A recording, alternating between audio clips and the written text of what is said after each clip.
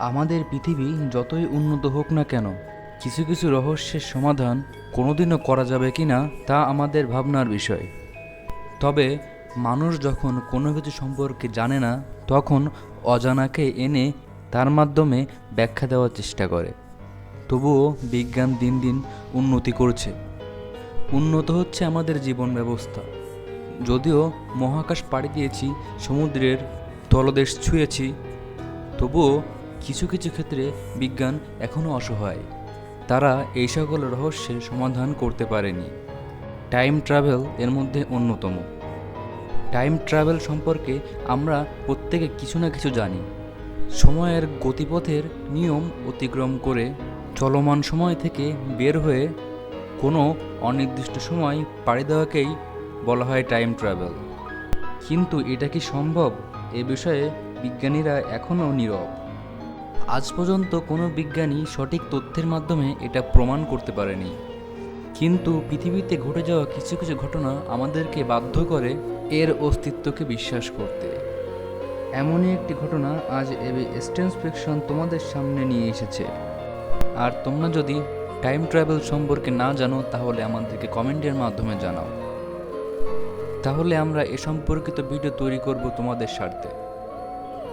তো বন্ধুরা, seat belt বেঁধে নাও। আর হ্যাঁ, আমাদের চ্যানেলটি সাবস্ক্রাইব করতে ভুলো না, আর বেল আইকনে ক্লিক করে আমাদের সাথেই থাকো। So let's start the video.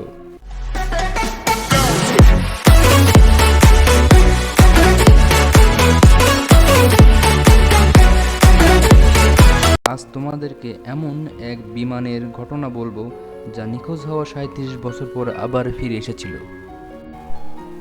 ভেনেজুয়েলার কারাকাস বিমানবন্দর। ওই দিন তাদের কন্ট্রোল টাওয়ারে এক অপরিচিত বিমান ধরা পড়ে। বিমানটি রানের কাছাকাছি এসে রেডিওর মাধ্যমে বিমানের পাইলট ও কো পাইলট কন্ট্রোল টাওয়ারের সাথে যোগাযোগ করার চেষ্টা করে এবং বিমানটি সেখানে অবতরণ করার অনুমতি চায়।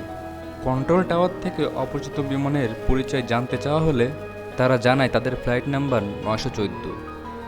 এছাড়াও ওই বিমানে 9 জন ক্রু মেম্বার সহ 57 জন যাত্রী আছে।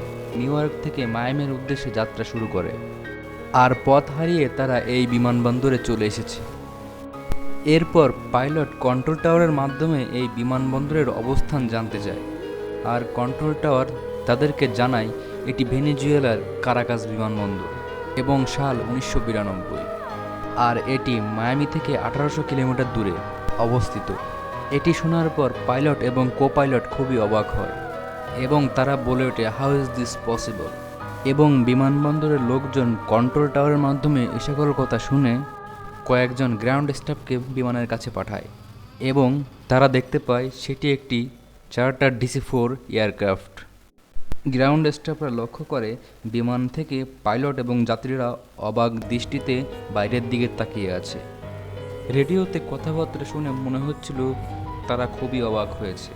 এখানকার বিমানবন্দর আর বিমানগুলো দেখে এমন ভাব করেছিল যেন এগুলো ভিনগ্রহী প্রাণীদের স্পেসশিপ। পাইলট গ্রাউন্ড স্টাফদের তাদের থেকে নিরাপদ দূরত্বে অবস্থান করার জন্য ইশারা করে, আর এ সময় বিমান থেকে কো পাইলট হাত থেকে একটি ছোট ক্যালেন্ডার নিচে ফেলে দেয় এবং বিমানটি পুনরায় আবার আকাশে উড্ডয়ন করে এবং রাডারের বাইরে চলে যায়। এরপর বিমানটি কোথায় গিয়েছে এর কোনো খোঁজখবর পাওয়া যায়নি। এরপর আমেরিকান FBI তাদের সর্বোচ্চ চেষ্টার মাধ্যমে এ সকল তথ্য তাদের নিজের আয়ত্তে নিয়ে নেয়। এই জন্য রেডিওতে রেকর্ড হওয়া কথোপকথনের কোনো দলিল পাওয়া যায়নি। DC-4 বিমান থেকে পাইলটদের ফেলে যাওয়া ক্যালেন্ডারটি ছিল 1955 সালের। পরে খোঁজ নিয়ে জানা যায় DC-4 বিমানটি 1955 সালের নিউ ইয়র্ক থেকে মায়ামির উদ্দেশ্যে যাত্রা শুরু করে, কিন্তু বিমানটি নির্দিষ্ট সময় মায়ামিতে পৌঁছায়নি এবং পরে কোনো হদিশ খুঁজে পাওয়া যায়নি। 1955 সালে হারিয়ে যাওয়া বিমানটি কীভাবে 37 বছর পর 1992 সালে ফিরে আসে, এটাই অবাক করা বিষয়। বন্ধুরা, আশা করি ভিডিওটি তোমাদের ভালো লেগেছে, আর ধন্যবাদ আমাদের সাথে এত সুন্দর একটি জার্নি করার জন্য। ভালো থাকো আর আমাদের চ্যানেলটি সাবস্ক্রাইব করো। Stay happy, stay cool, bye. Tell me pretty lies, look me in the face. Tell me that you love me, even if it's